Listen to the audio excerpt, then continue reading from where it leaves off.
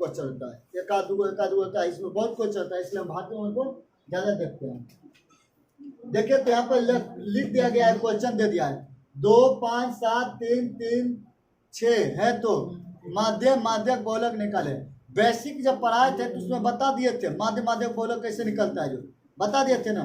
तो आ जाइए अब हम स्टार्ट करते हैं यहाँ पे बनाने के लिए, माध्यम निकालने के लिए। ए नंबर का लिए हम सबसे पहले बनाते हैं माध्य के लिए। कोई दिक्कत होगा माध्य के लिए? एक तो फॉर्मूला पढ़े थे क्या, माध्य बराबर सभी परीक्षणों का योग और बट्टा कुल संख्या, यही था ना। तो बार बार फॉर्मूला लिखते जाएंगे कि बगल में लिख देते हैं, एक बार लिख लेते हैं, चलो तो बार बार नहीं लिखेंगे। सभी संख्याओं का योग अब बट्टा कुल संख्या, बट्टा हाँ कुल संख्या, सभी संख्याओं का योग अब बट्टा कुल संख्या, ये संख्याओं लिखा हुआ है, ठीक है। तो मान देते, देखो टोटल संख्या क्या है, तो टोटल संख्या को ऊपर लिख के हम जोड़ लेते हैं, ऐड कर लेते हैं। कितना है गिन लो, 2 4 6 7, 2 4 6 पूरा, 2 5 7 3 3 3 ठो है ना, 3 6, अब ठीक है। तो 3 6 7 और 7, कोई दिक्कत? माध्य निकालने कोई दिक्कत? क्या हुआ कि टोटल संख्याओं को हम जोड़ लिए, अब बट्टा क्या होगा 7, तो जोड़ो, तो क्या हो गया 6 3 9 9 9 3 12 12 12 15 15 15 20 20 27 20 27 27 29 29 बचा 7, कट गया 27 आ गया, अब काटो 27 से, 29 नहीं आएगा क्या, 29 आएगा, 27 27 चौक 28, एक तो बच गया वहां पे, तो एक पे अगर दशमलव ले ले तो 0 हो गया, वहां पे 10, तो 7 का फिर कटेगा 7, तो वहां पे फिर कितना बचा 3, तो फिर 10, तो 7 चौक 28, फिर 2, तो फिर 7 दूनी 14, यानी कि मेरा माध्य जो निकल के आया 4.1.42, 4.1.42, यही मेरा आ गया निकल के, क्या आया माध्य आ गया निकल कर, समझ गए। चलिए ये माध्य वाला में इसको हम लिख लेंगे। अब आ जाइए, हमको निकालना है माध्य, क्या निकालना है माध्य, क्या एक नंबर का बन गया, अब हमको निकालना है माध्य। तो माध्य बराबर सूत्र लगा वो, बढ़ते या घटते क्रम के सजे, बढ़ते या घटते क्रम में सजे बीच वाली संख्या होगा ना। तो बढ़ते या घटते क्रम में हम सजा लेते पहले, तो चलो पहले हम बढ़ते क्रम में सजाते, लिखना पड़ेगा सूत्र, समझिए। बेसिक वाला अगर जिनको दिक्कत है वो बेसिक वाला जाके एक बार पार्ट 1 में बनाया उसको जाके पढ़ लीजिएगा एक बार, वहाँ पे पूरा फॉर्मूला लिखा हुआ है। तो माध्य बराबर होता है बढ़ते या घटते क्रम में सजे संख्याओं के बीच वाली संख्या। लिख दें बढ़ते या घटते क्रम के बीच वाली संख्या, बीच वाली संख्या, कोई दिक्कत नहीं ना। बढ़ते या घटते क्रम में सजे संख्याओं का बीच वाली संख्या, तो देखो तो बढ़ते क्रम हम सजाते हैं, तो 2 होगा, 2 के बाद 3 3 3, 3 के बाद 5, 5 के बाद 6, 6 के बाद 7, बढ़ते क्रम में सजा दिया।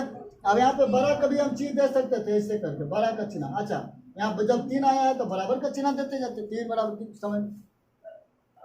तो बीच वाले देखो 3 ठो, तो बीच में कौन बचा 3, तो मेरा माध्य क्या आ गया आंसर, मेरा माध्य क्या आ गया आंसर, तो मेरा आ गया 3 आंसर।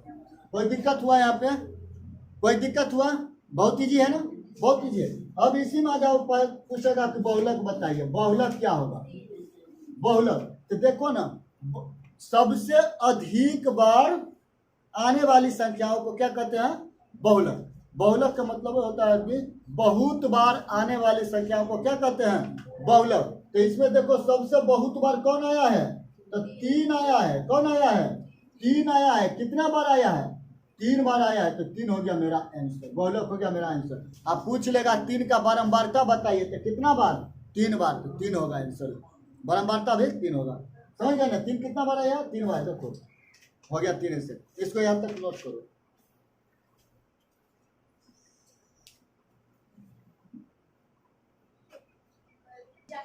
आइए 2 नंबर का क्वेश्चन है, इसी में बी नंबर, ए हो गया, बी है। बी में क्या कहता है कि देखिए प्रथम 7 प्राकृत संख्याओं का क्या निकालिए, माध्यम माध्यक बहुलक, इसमें भी तीनों निकालना है। तो बहुत ईजी है, अभी जस्ट लिखा था माध्य बराबर फॉर्मूला, माध्य बराबर सभी प्रश्नों का योग बट्टा कुल संख्या। तो माध्य देखो, तो पहले माध्य नहीं लिखेंगे, पहले हम क्या लिखते हैं 7 प्राकृत संख्या। तो पहले तो लिख लो प्रश्न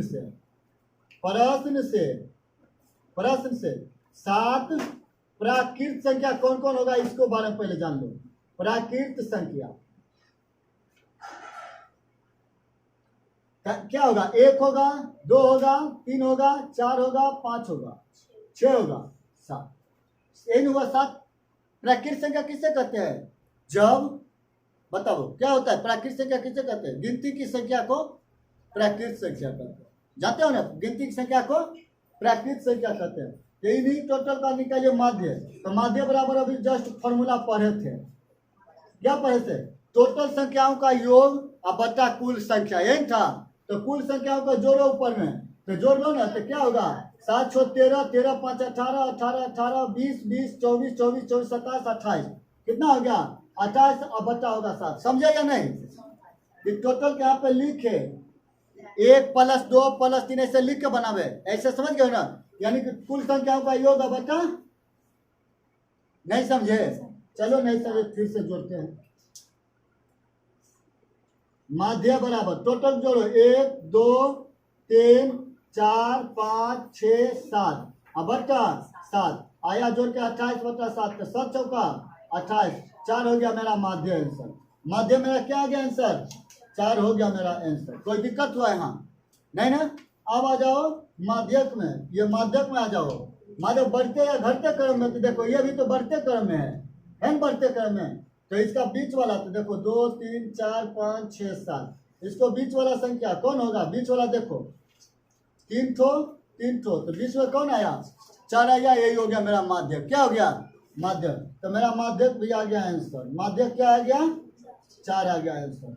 बहुलक करता है, तो बहुलक देखो सबसे ज्यादा बार कौन आया है, बहुत बार कौन आया है, कोई नहीं आया है तो 0, कोई नहीं आया है तो क्या होगा आंसर 0, और कोई अगर आ जाता तो जो आता वही आंसर।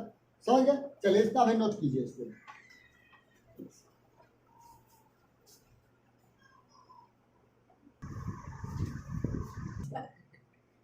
फिर अगला क्वेश्चन देखो, सी नंबर में दिया हुआ है, यदि चर मान 2 3 4 की बारंबारता क्रमशः 2 3 4 है तो इनका माध्य माध्यक बहुलक निकाले।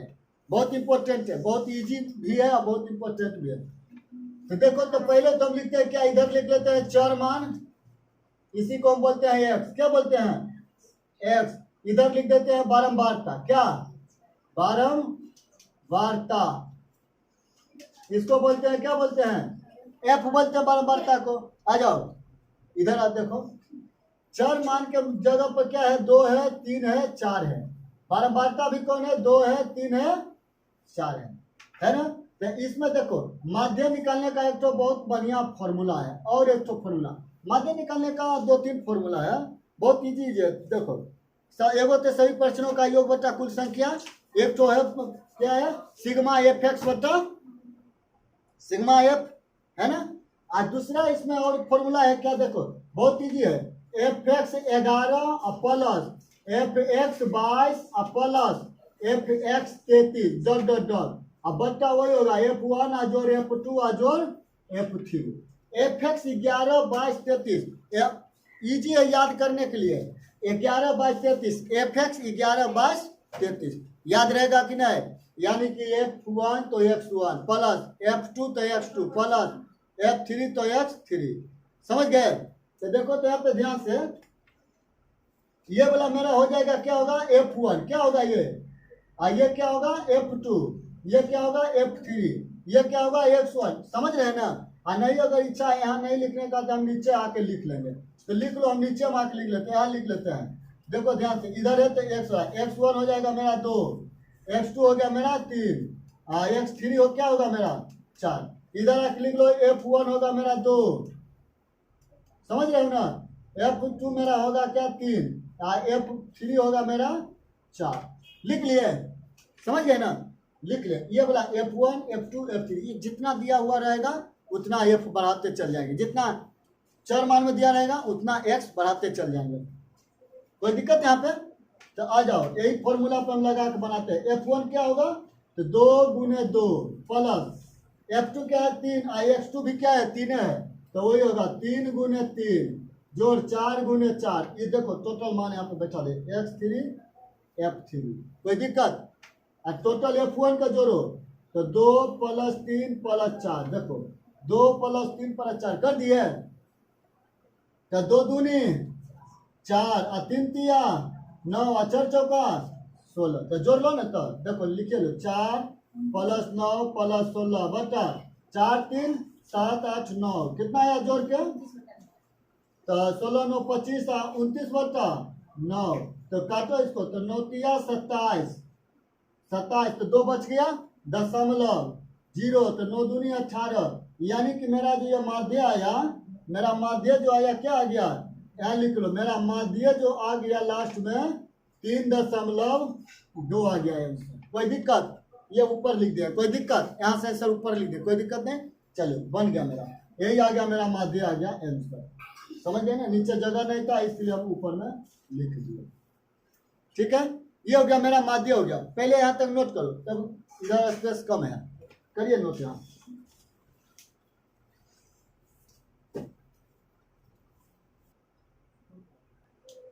देखिए इसको एक तो मेथड से और बना सकते हैं। ये था चर मान अगुने बारंबारता, यानी f गुने चर मान से बनाए थे। एक तो और मेथड एकदम वही है, उसी को थोड़ा शॉर्ट करके लिख लिया गया है। इसको एक तो और था क्या, माध्य बराबर हम क्या लिखते हैं, यहाँ इसको मिटाते, ये तो हो गया। देखो ध्यान से, यहाँ पे क्या करना पड़ता है, तो और क्या करते हैं, इसको डिब्बा कम कर लेते हैं, बारंबारता इसको f यहाँ कर लिए, कम हो गया। यहाँ पर लिख देते हैं संचयी बारंबारता।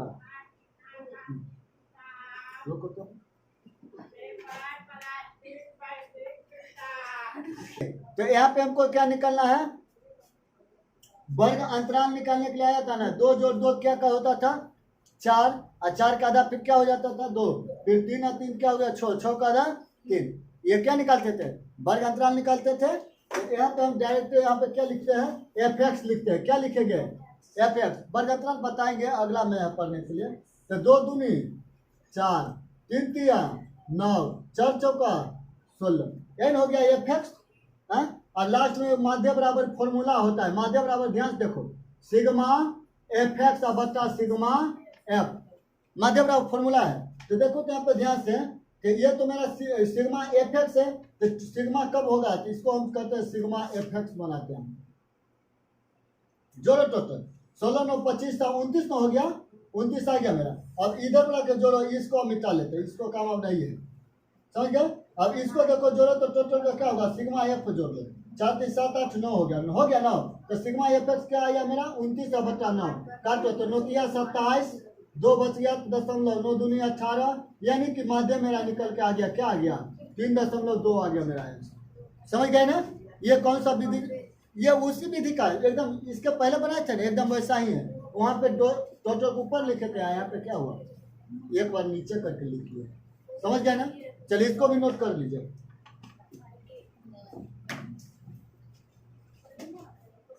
आ जाइए अब इधर देखिए, इसी में माध्य हो गया, माध्यक निकालना है। माध्यक का मतलब क्या होता है, बीच वाला संख्या बढ़ते या घटते क्रम के बीच वाली संख्या। तो देखो यहाँ बारंबारता में देखो बीच में कौन है, तो 3 हो गया मेरा आंसर माध्य। अब बहुलक के बात है, तो बहुलक में देखो सबसे ज्यादा बढ़ाने वाला, तो बारंबारता 4 कितना बढ़ाया है, 4 बढ़ाया है, तो मेरा बहुलक क्या हो गया 4 हो गया आंसर। यानी माध्यक 3, माध्यक क्या हो गया 3, और बहुलक क्या हो गया 4 आंसर। चलो और आगे जाके 10th में पढ़ना है, या अगर इसमें आएगा तो इसमें भी पढ़ना है, नहीं तो 10th में बहुत अच्छा से पढ़ना है। क्या माध्य और बहुलक निकालने के लिए बहुत बढ़िया उसमें और पढ़ेंगे, समझ गए ना? चलिए इसको अब आगे करते हैं। अगला क्वेश्चन क्या है, चलिए देखिए।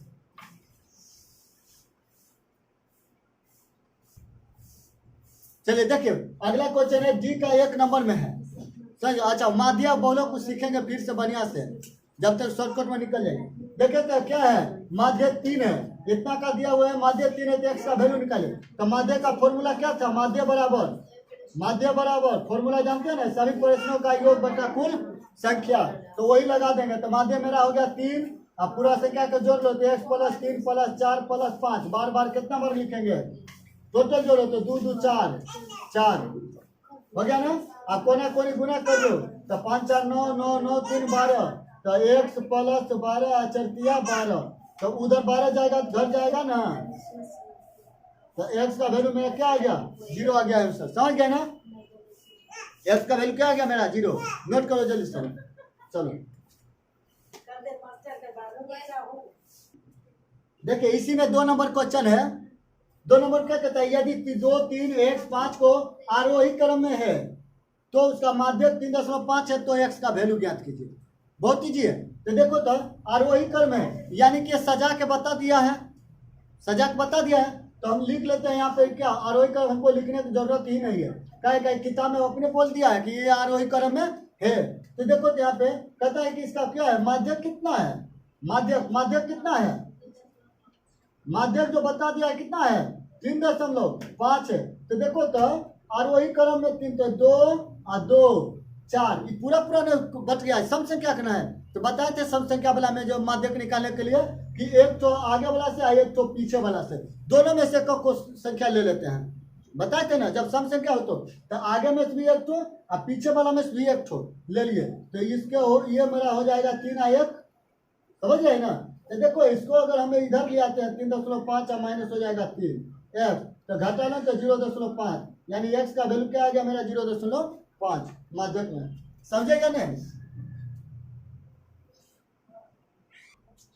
आ जाओ तो इसमें थोड़ा गलती हो गया, देखो यहाँ पे माध्यक है ना, माध्यक देखो तो यहाँ पे कितना संख्या निकाले हैं 2 ठो ना, ये यहाँ पे गलती हो गया, ये 2 ठो संख्या निकाले हैं तो नीचे 2 देंगे। अब कोना कोनी करो तो गुना तो क्या होगा 3 प्लस x बराबर 3.5 को 2 से गुना करेंगे तो 7 आएगा, तो x बराबर 7 घटा 3 तो x का वैल्यू कितना आ गया मेरा 4 आ गया आंसर, समझ गए ना।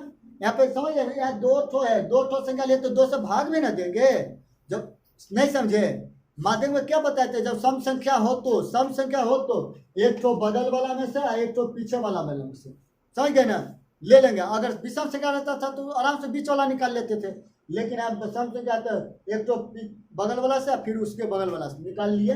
देखो अब बचा 2 निकाले तो 2 ठो संख्या, समझ गए ना, कोना कोनी गुना, अब घटा भी लिए एक वैल्यू 4 आ गया, समझ गए ना। चलिए जल्दी करेंगे,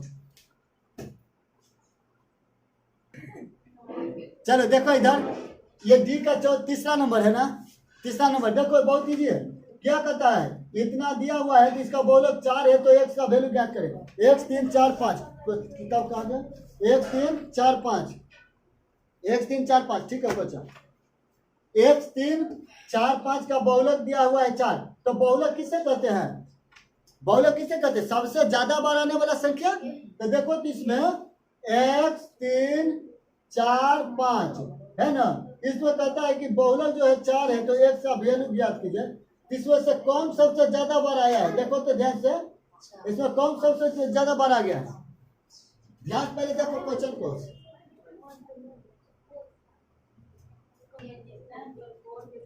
देखो इसमें तो इसको कहा है, इसको कुछ भी तो डबल नहीं हमको दिखा रहा है, नहीं दिखा रहा है, लेकिन यहाँ पे बता दिया है कि बहुलक है जो 4 है, कितना है 4, तब तो हमको कुछ नहीं करना होगा, यहाँ क्वेश्चन पे जहाँ x है यहाँ पे हमको रख देना होगा, आंख मूंद के 4 रखना होगा, तभी तो। अब देखो 4 3 4 5 में बहुलक कौन होगा 4 होगा, क्या है कहे कि 4 कितना बार आया है 2 बार आया है, अपना इच्छा से यहाँ पे सोच के रखना है, सोचना क्या है ऐसे भी पता नहीं चला है कि यहाँ पे 4 आया है बहुलक, इसलिए यानी कि यहाँ x के वैल्यू पर भी क्या आना चाहिए 4, तब ना 4 2 ठो था तो 1 ठो बहुलक हो गया, समझ गए, यानी कि बहुलक मेरा x का वैल्यू क्या आ गया मेरा 4 हो गया आंसर।